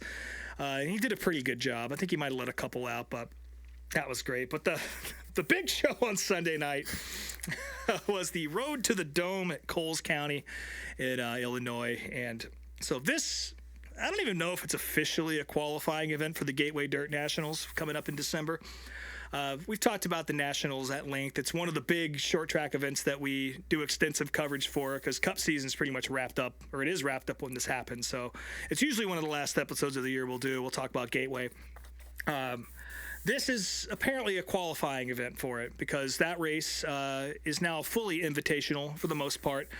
The late models and the modifieds, you have to be invited to be part of the show because there's only so much room they could have to offer in there, I guess, and they don't want every fucking B-mod cob in the Midwest coming out to that race. So they sent him to Coles County, but apparently not many people got the memo because it was a pretty short car count. I think there was only 14 super late models there. Brandon Shepard did show up, which was kind of cool. Also, there was a few Gundakers and Mike Spatola who ended up winning the feature. And I don't even know who was in the fucking modified race. I couldn't tell you. But this event just... And I don't want to talk shit because I appreciate that they're trying to put together a big event and make a big deal out of it and trying to sort of match the energy of what Gateway does, because that, I mean, we've all seen it. That event it's nuts. Like it is all hype. It is all excitement. Everything about it gets you jacked up, and I think that's kind of the energy they were trying to bring to Coles County for this qualifier race, but just didn't really execute all that well. It was kind of like Weber Valley live. My favorite moment was when in opening ceremonies they delivered the checkered flag via helicopter for some reason. And this thing just lands in the middle of the infield and just blows dust all over the place. Completely suffocates the fans just to drop the checkered flag off. And after all that, helicopter takes off. Everyone tries to find their hats from under the grandstands. All 200 of them, God bless them. There's a good 20 minutes of silence after opening ceremonies and when the cars roll onto the racetrack. Yeah, and there were B-mains. Again, there's maybe 40 cars on the property. There's no need for as many mains and heats as we had. They were running 4-car super late model heats, so there's no reason for that. And the racing itself was actually pretty good. I did enjoy the super late show, and again, Mike Spatola picking up the win there over Brandon Shepard. But there's no reason for a show like that to go 5 hours, which is what it did. Oh my God. So good on these folks for doing their best. They're trying to make something big out of it. That's not a track that's really on the radar for a lot of folks. It's my first time seeing anything from there. But yeah, let's tighten the show up just a little bit, and maybe let's let the flag man bring the checkered flag with him instead of sending Magnum PI in there and the chopper to drop it off. Blow an entire season budget on one spectacle. Yeah, but yeah, we'll post a video of the chopper landing. That was pretty fucking amazing. A couple more random notes before we move on to the video of the week, which I'm very excited to talk about. Good friend Ricky LeDuc picked up a win at Kalamazoo in the street stocks. Of course, that's my homie. Great drummer, plays for Myron Elkins, also runs a street stock and various other short track cars. Came from 18th to 1st to pick up the win in the season finale at Kalamazoo. Love seeing the homies get wins. I don't have many friends that race, but when they do something big like this, it gets me fucking fired up, and I'm fired up for Ricky, and I know he's super stoked to get that trophy. And maybe he slept in bed next to it like Danny Sams did. Only he actually earned this one, it seems like. Also, on the business side of things, Brad Sweet and some fellow partners picked up the NARC series, which is a California sprint car series. He now owns that. So that's now 2 sprint car series that he owns. So I'm curious to see what the plan is for that. But A monopoly. it is going to be maybe Michael Jordan will sue him too at some point. But that's cool to see. I haven't really looked into that too much, but that is kind of a big deal. So we'll see exactly how that plays out over the next few months. Some great news about racetracks returning. Both Mansfield and West Virginia Motor Speedway have announced dates with the World of Outlaw late models for 2026. Mansfield will be having the 57 Special on May 29th and 30th next year. And then West Virginia, I believe this is the first major event. I know they're doing some races before that. In fact, Drew, I think you said they're racing soon, right? West Virginia? October 11th is their very first race on the new track. That's like next week. That's super quick. But their first major tour event is going to be June 12th and 13th, 2026 with the World of Outlaw late models. It might still be the Real American Beal World of Outlaw late models, but Who knows? We'll see if that Hulk money dries up. Brad Sweet. It could be the Brad Sweet World of Outlaw late models. At this rate, who knows? There's a shit ton more to talk about, but we're going to go ahead and just cut it off this week. Lots of driver changes and shit. Lots of movement and point standings. By the way, I forgot to talk about this. Ricky Thornton Jr. on top of the Lucas Oil points now with Devin Moran now in second. Jonathan Davenport had a real shitty weekend, and he's got a nice little hole to climb out of this weekend at the Pittsburgher. That's going to be appointment viewing for me, as well as the Wheel of Modified Tour down at Riverhead. Those are the 2 races I encourage you to watch. High Limit's running too. World of Outlaws got shit going on. Pretty much everybody does. Season's winding down, so you're running out of options here, folks. But Septic Tank persists, and we're going to go ahead and flush it on down until next week. And now we're going to talk about a really shitty movie.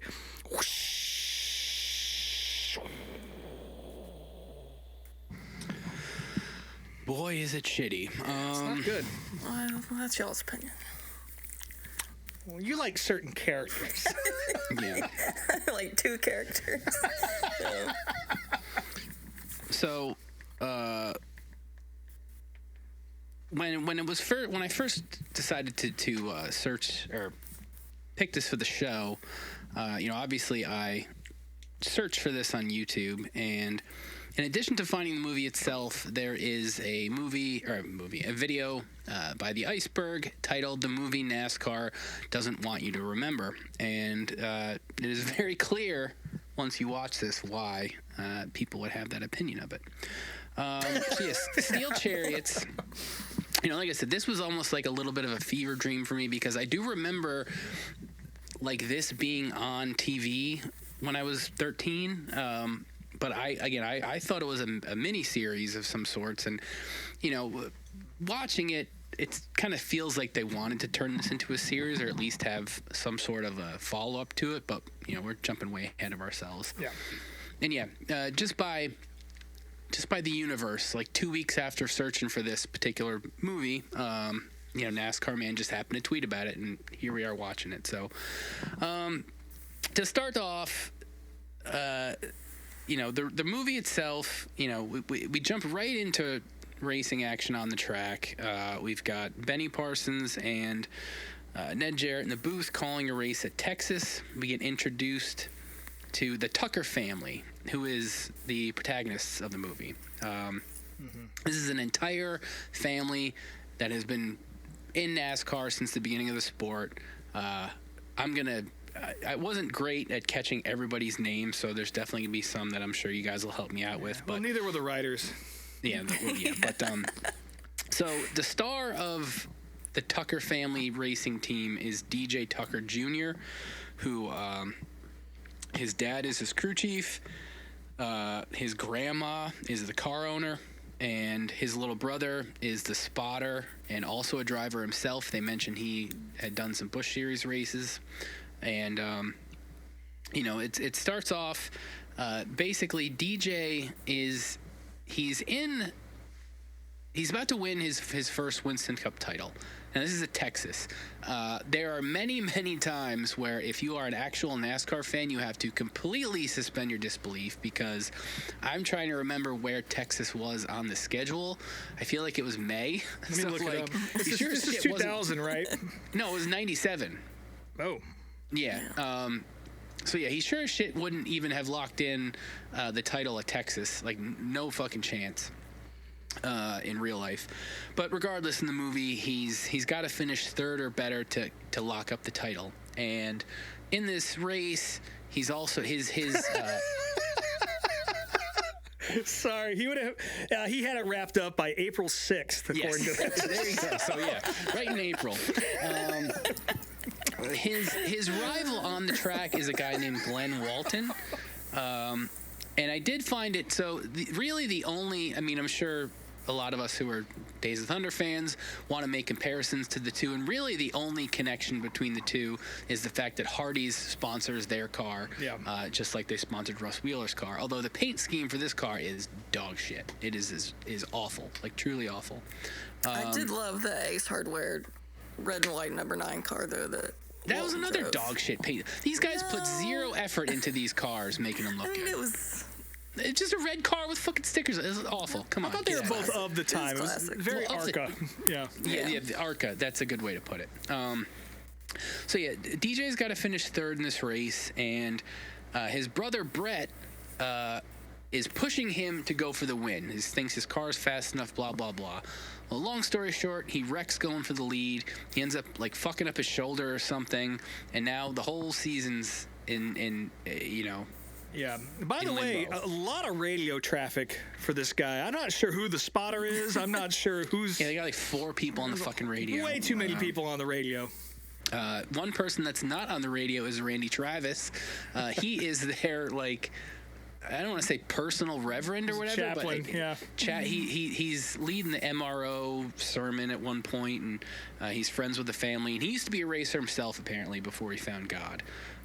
His and first he's the only. appearance had me dying laughing. Oh, he just jumps in like He just pops out of nowhere behind the pit crew while they're trying to do their very first pit stop, and he goes, remember, you're holding the wrench, son, but the good Lord's holding your hand.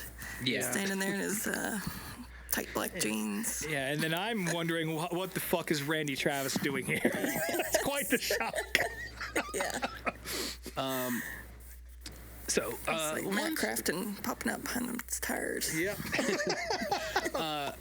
one thing that I think if you're an actual NASCAR fan, you'll kind of pick up on throughout the movie is there are many times throughout the film where the characters kind of explain what NASCAR racing is, whether it be technical standpoint or like the history of the sport. Mm-hmm. There's a lot of stuff that other NASCAR movies haven't had, and why they chose to do this, I don't totally understand. Maybe it's because this was in the period where Fox was beginning to negotiate getting some NASCAR races, and this was a way to introduce the sport to their specific audience. That was the impression I got as well. Yeah, which, again, it doesn't really do anything for the storyline at all. It kind of a lot of unnecessary shit in there, but yeah, it is what it is. I mean, the whole movie was unnecessary if you ask me, but we're not there yet.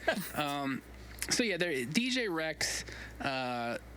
There's a ridiculous crash sequence, and he really probably shouldn't have been hurt. Like the way the crash was drawn out, the car was not fucked up that bad. He kind of got hit from behind, but somehow he fucked his shoulder. Not a next gen wreck, that's for sure. Yeah. The dad is pissed off. He's pissed off at his son Brett, because Brett apparently, even though he's, people within the sport and even in the family think he's the faster driver, he's also a bit more reckless than DJ. Mm-hmm. They mentioned at one point a race at Darlington, I'm assuming in the Busch series, that he was laps down and racing the leaders and caused a huge wreck. So he had a bad reputation in the garage, and it's why he's not in a car as we speak. So as they're unloading the car and everybody's all pissed off. Well, Randy's gonna Randy Travis, and I don't know what his character's name was. I'm just gonna call him Randy Travis throughout this. And that's all you need to know. They just called him the Reverend the whole time. So yeah, Randy. Just Randy Travis. So Randy Travis, he's gonna fix this. So he decides to go to the hospital and talk to God with DJ. Let's see. We also meet a girl named Josie, who Josie is technically not a Tucker, as she was apparently the daughter of another driver who was killed in front of her at age 10 and more or less adopted by the Tucker family. She races karts with the family, and she is very horny for Randy's son, who is on the pit crew for DJ Tucker. Yes. And this is a through line throughout the film. Yes, it is. Now in the hospital, we see Randy talking to DJ, and he's kind of not really feeling this whole talking to God thing. Once Randy leaves, he's restless in the hospital room, and his trophy wife, who, did we ever find out what happened to his original wife that he had the kids with? I know there was a point in the movie where Brett is talking to his nephew about family issues, but I don't remember if they talked about his original wife. Maybe. I don't know. Regardless, she's not around. And DJ's got this trophy wife now, and to try to get him back into bed, she tells him, if you get back into bed, I'll grab you where you like me to, but only here, not at home. I'm like, what? Like, that is a fucking weird way to coerce someone sexually into behaving themselves. I'll touch you where you like me to. That is the least horny line you could say to someone, I feel like. Strong Samantha and Kyle Busch vibes happening here. I would say far less sexual than them. I would say. Very matter of fact. Yeah. My favorite part of him being in the hospital with his shitty wife is that while he's doing this, the entire Tucker family is having a great big old barbecue back at the house. Yep. They don't give a shit about him. We should also briefly mention the wife more. So again, nobody in the family likes the wife. The wife is kind of going behind the family's back and negotiating on her husband's behalf to try to get with this other team owner that's got a bit more money. He's the team owner for his rival, Glenn Walton, and he's talking about starting a third team, and it's very weird, that whole relationship. She also, too, before we leave the hospital room, says, you got to drive from here, and points to his head, not from here, and then grabs his dick. So that was another moment I feel like you all need to know about. So the next scene, we see the nephew, DJ's kid. He's at the go-kart track with Josie and DJ's mom, and she apparently has a good race or heat race or whatever the fuck, and she comes up to the kid and the mom and goes, age and sex has nothing to do with racing. And then the little 10-year-old kid goes, unless you have sex right before. Again, unnecessarily weird, horny dialogue between children. And then the mom tells the daughter to keep her hands off the reverend's son, because it's very clear where that situation's going. Mm-hmm.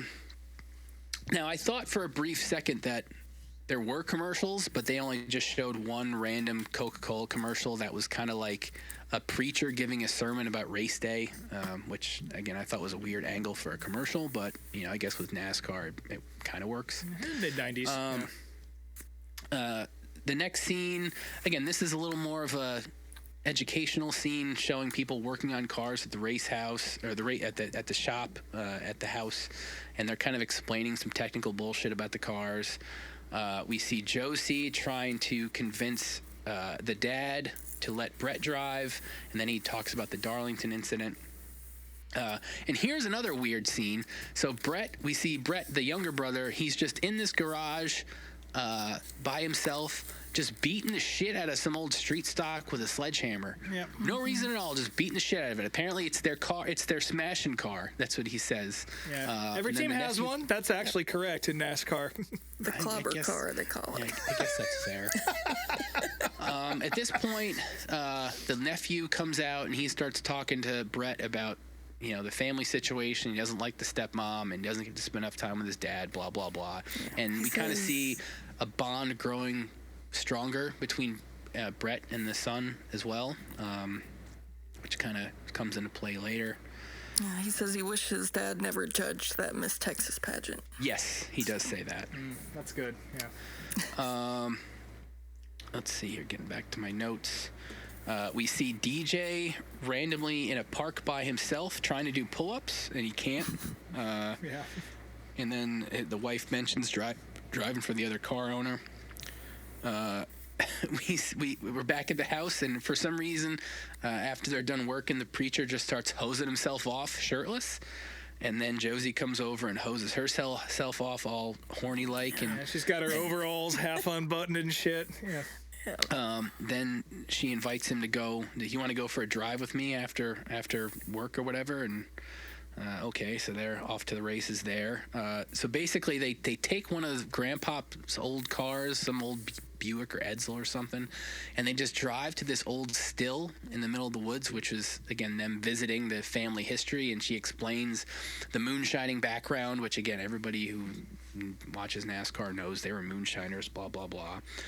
And she had made moonshine with the family recipe and hid it there, and the preacher doesn't want to drink it. Or the preacher's kid doesn't want to drink it, and she goes, "This isn't drinking. This is stock car racing history." And they proceed to get shithoused. And I've used that excuse before with moonshine. and he passes out before anything happens, so everybody's safe there. Meanwhile, Maintains his virginity. And they dried off eventually too, because they got pretty saturated from that hose. Meanwhile, across town at the Sandwich Construction Company, we see Brett playing Daytona USA in the bar, and Glenn Walton and his posse show up. And this girl that's with Glenn, it keeps eyeing up Brett and distracts him from the game, and he loses. And they end up meeting at the bar briefly, and he's pissed and annoyed with her being with him, and tries to flirt, and she walks off, and Walton taunts him and then signs some girl's chest right in front of the fucking bar. Perfect. And Brett is wearing this ridiculous 90s Notre Dame shirt that has the entire back print of just some ridiculous football player. It's just like of the time, but not something I'd use for a movie. Like it's just a weird looking shirt. Yeah. Let's see here. I'm looking at my notes here. Brett also calls this lady a cold-blooded pit lizard. Yes, that was up there too. Let's see. The next morning, the kids come back from the still, and Mom's pissed off, but Meemaw is not. Meemaw is giggling and laughing and wants to hear about all that happened at the still. Josie confirms that nothing happened. She says, "I didn't debaucher him or anything." Exact words. So that was a weird scene. And let's see. There's another kind of montage of the garage with some horrible, shitty 90s rock. The next day, I think they're at the race shop, and all of a sudden Melissa the Pit Lizard shows up, and she's representing one of the sponsors and wants to talk to the team about sponsoring the team. So, Brett's foot's in his mouth there, calling her a Pit Lizard. Then they're doing point math about the fucking next race and what they need race to do to 7 get the in the Winston championship. Cup Series. Yeah. Melissa gets a tour of the shop with Brett, and she ends up smacking his ass, encouraging him to drive the car, for his brother. Dad wants to qualify. We all know what happens with NASCAR. Somebody's got to qualify the car. They're going to start last, regardless of where they qualify. So the dad wants to do it, even though the dad hasn't driven in years. And Meemaw, I'm going to call her Meemaw, even though her name is Ethel, but Meemaw makes more sense. Meemaw wants Brett to drive the car, and she proposes that they go down to the Richard Petty driving school and have a race to determine who gets to qualify the car. So they do that, and that's ridiculous. It's a very boring race where the son just kind of rides next to his dad the whole time, and then there's a crossover move coming out of 4, going to the checkered and wins. Some nice shots of Concord, though. Yeah, I guess that's fair. And the young kid is like in the flag stand with cards, counting off each fucking lap, which is ridiculous. Let's see here. Sorry, I lost train of my notes. Yeah, in case you guys haven't noticed, this movie kind of sucks. Yeah, this movie fucking sucks. So far. It sucks. It was this point of the movie where I realized that the actor that played DJ, anytime he had to talk to someone else, and pretend that he was at a loud racetrack where they couldn't hear him, he didn't talk towards their ear, leaning towards their ear like you would at a loud racetrack. He talked directly into their mouth up close, screaming. He did that several times in the movie. Also factually correct. It's one of the things they got right. Talking to people's mouths, they love it. After the race, DJ and his wife are telling the kid they gotta go home, and the kid wants to fucking stay with his uncle, and he eventually convinces him to let them do that. And then they're late coming back from the track, and they roll up, and the kid is driving the motorcycle with Brett on the back, and then he and his DJ and his brother kind of have a little argument, and it's very tense. So next thing you know, we're at Talladega. and Brett has to qualify the car, and this is where we get all of our little NASCAR cameos. DJ says hi to Jeff Gordon, and he gives his contender advice to give to his little brother in the qualifying for Talladega. We see a cameo of Rusty Wallace, who's like talking, I don't know, just bullshitting with the dad about flying his plane or something. And sorry, I keep losing my spot in my notes. DJ also said to Jeff Gordon, say hey to Brooke for me. Oh, yes. Yeah. And we do see Brooke briefly at some point as well during the MRO sermon. Which is probably the reason why this movie got buried. Jeff Gordon just erased it. Before he gets in the car to qualify, Brett is extremely stressed out. He is like pacing around and yelling at everybody. Yeah. And DJ and Josie are trying to give him advice, but he's just not having it. So I think this movie is a lot better when you imagine that Brett actually has CTE, and that's why he acts the way he does. Because this is just on 11 for no fucking reason whatsoever. Throwing shit around, screaming, just... Yeah, the preacher kid makes a Cain and Abel joke about the brothers. Melissa is back, and she's here to see Brett.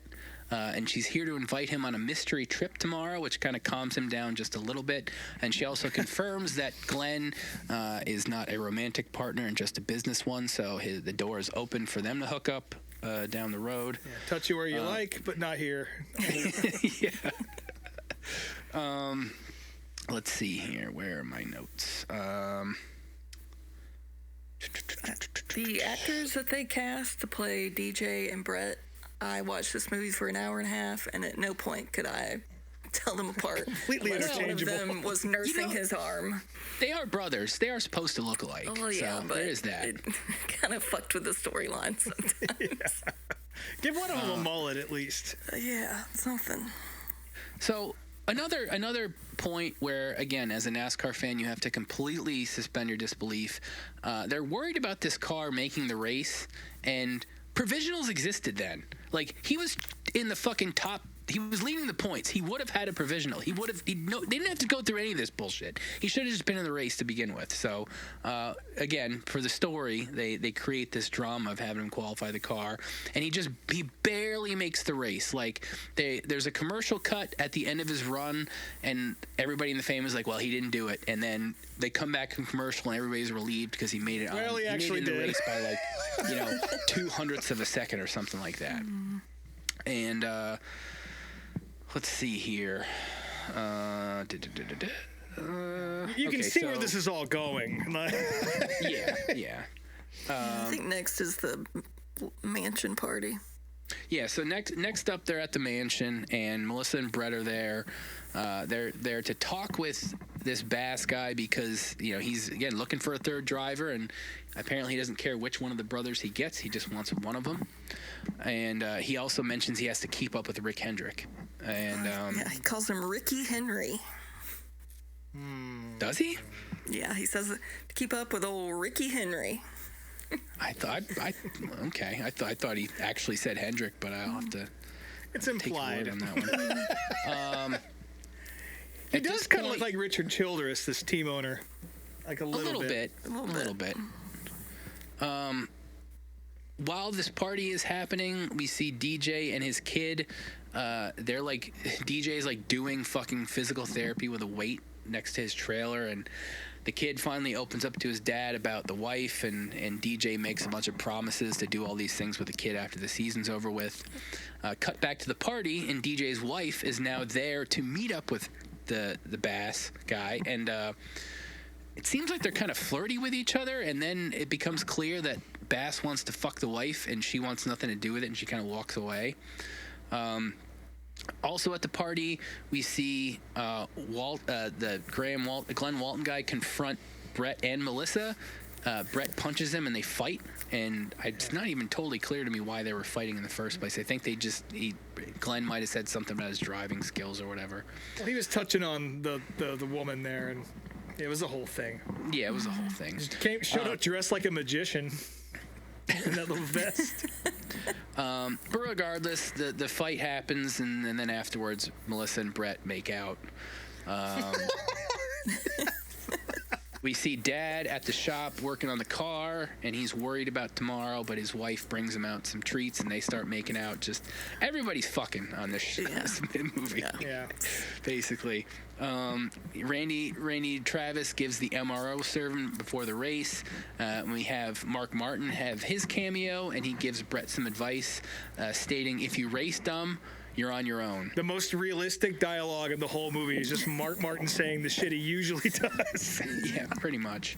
Another montage with just the garage and the crowds. And again, this race is supposed to be at Talladega, and I think they show Texas and Charlotte and maybe Rockingham all throughout just one race at Talladega. So if you hated the continuity issues in Days of Thunder, you're gonna fucking despise this movie. Yeah. By the way, if you're following along at home on the calendar, Talladega was on May 10th, so we're at race 10. We've also skipped over Bristol, Martinsville, and Sears Point. So I guess those races don't matter anymore in this fictional world. Yep. There's also a shot of Bill Elliott holding a baby Chase in that montage, which I appreciated. So the race starts, and DJ's moving up, slow but surely, and he says he feels strong. There's a wreck that they show Sterling Marlin spinning across Texas front stretch, and then it seems like DJ spins out, but like he corrects himself, but it's very clear his shoulder is bothering him when he goes to shift. But they pit, and he refuses to get out of the car, so he stays in the race. He's like, I'm strong, I got this, blah, blah, blah. The family is debating what to do. They don't think he can finish the race, and his performance starts to slip a little bit. There's another caution, and the dad has to basically threaten to hold on to the car and let him be dragged around the track if DJ doesn't get out of the car. So he finally does. And it's time for crazy Brett to show everybody what he's got going on. So Brett gets in the car, and he's making his way up there. He's moving up and doing what he needs to do. I think they say he has to finish in front of Walton to get the title, basically. And so he's doing that, and they have to pit again. And Tucker's team calls for a Harley pit stop, which Harley was like the patriarch of this whole family. He was the first one to race, blah, blah, blah. And meanwhile, Walton's team is like listening to the radio and kind of try to figure out what they're going to do. And all that happens is he fakes out a pit stop, which, again, they're under green, so you can't do that under green. Like, you can't fake out a pit stop under green. No. So he decides to stay out there for like 100 fucking laps and just nurse his tires and nurse his gas for the whole rest of the race. He puts the whole field a lap down, more or less. And this leads Walton having to get his lap back, and he does. And he catches him with like 2 laps to go. And, there's not even much of a fucking battle for the win. Brett ends up getting the victory, but Glenn spins him out at the finish line, more or less, and everybody rejoices, and DJ's got the title, and little brother did what he needed to do to win the race. I love how everyone's celebrating, and it just keeps going back to shots of Brett just perpetually spinning through the infield. Yep. So yeah, this cuts to the next day at the shop, and we see a shot of the shittiest, like, flea market embroiderer championship hat you've ever seen. Like, I'm sure you guys could have had Chase or whoever make up some halfway decent hats and put, $50 into making up one fucking hat that looked good. But nope, they just got the flea market embroiderer to make them a hat. And yeah, that's pretty much it. We're left with a lot of questions. DJ and Brett talk about, who's going to drive the car next year, and Melissa's trying to encourage the Tucker family to start a second team, and Meemaw's considering that, and she thanks her dead husband, who is probably watching them and helping them win this, and it's pretty much the end of the movie. So, I guess I get what Fox was trying to do here. They were trying to introduce NASCAR to a new audience before they even had NASCAR on their station. But it is just the most, it is a movie of the week, and as far as the production and the writing and all that, it's very on par with those types of movies. Yeah, it's par for the course for these. And yeah, it's very bad. Like, maybe watch this once just to know how bad it is. But like, yeah, there's a reason why nobody remembers this, because it was just complete dog shit. Yeah, I mean, this should be something that's still talked about, but it's not even. Again, the first time I ever heard of this was NASCAR man bringing it up on Twitter, because I never saw this when I was a kid, so this is all news to me. But you'd think this would be something that gets brought up in a world where we'd love to shit on movies like Driven and that kind of thing. The fact that this existed and most people don't know about it, it is crazy, and it is proof to me that NASCAR really did their best to try and cover this up. Also, my favorite part of this movie is when they show that shitty hat at the end. It just looks like somebody's pissing all over it, but it's just but it's just somebody pouring a Miller Genuine Draft all over it, which very clearly paid for some advertising time in this, because they're always drinking MGD. But yeah, it just looks like someone's taking a big old piss on this championship hat. It's pretty good shit. What'd you think, Drew? Well. Who were your favorite characters? Well, I feel like we didn't talk about her nearly enough, but No. Mima Ethel was the star of this movie. Yeah. And was the movie bad? Yes. Will I ever watch it again? No. But her one-liners made watching it worth it. And every single time she was on the screen, she had on a different colored, amazing Western fringe jacket or dress or little ensemble. So she was the star of the movie. And she was really great at side-eyeing that trophy wife that she didn't like. And so her, and of course Randy Travis, his weird little lines too were great. Yeah, I also loved how she had a little monologue at the end at the championship celebration party, where she's not looking at the camera, she's just staring off into the distance and reciting her lines, and it's just She super was wasted, just talking to a ghost alone in a room full of people. Did we mention the board with the check marks on it at the end? No, we didn't mention that, but that was a thing that like they showed at the beginning of the movie and then they showed at the end. And yeah, this is another part that leads me to believe that there was more to this story that they wanted to tell, because there was a checklist that said like from nobodies to somebodies or winners to blah blah blah, and they checked off the fourth one, which was like from winners to champions, from or something. Siblings and to lovers.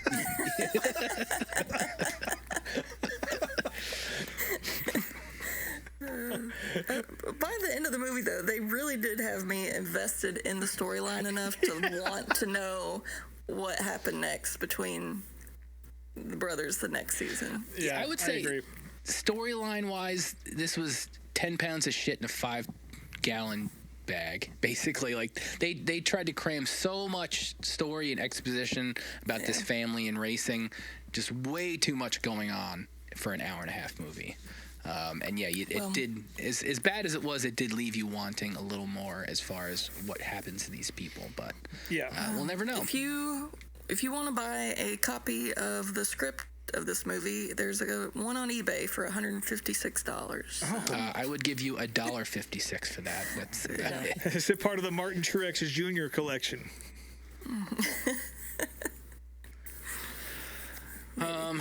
So yeah, that was Steel Chariots. What do you got for us now, Brian? So now this week will be pretty chill because I've got a very busy weekend and I'm not going to have a whole lot of time to watch a whole lot. So a few weeks ago, a buddy of mine in Discord, there is a Fox 8 in the Charlotte area that on their YouTube channel posted a bunch of compilations of footage from their TV broadcasts from the 90s. And that's cool.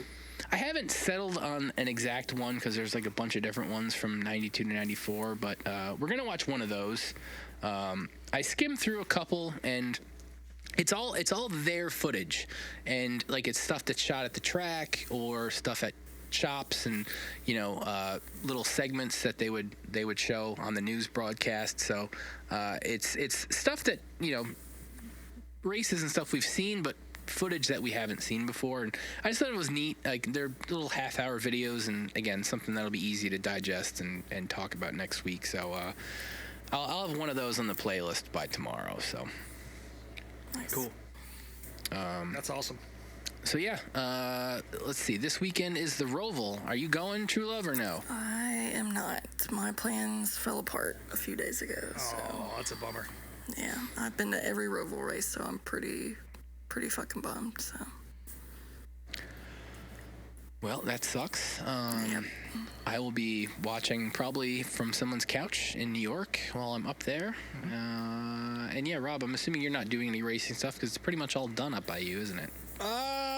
Not this weekend. We got the World Series at Thompson coming up in 2 weekends' time, and then the Haunted 100 at Seekonk is at the end of the month of October. But yeah, getting down to the end for me. But yeah, this weekend is going to be spent on the couch, doing exactly as you're doing. So it'll be fun. Well, we'll all have couch reports next week.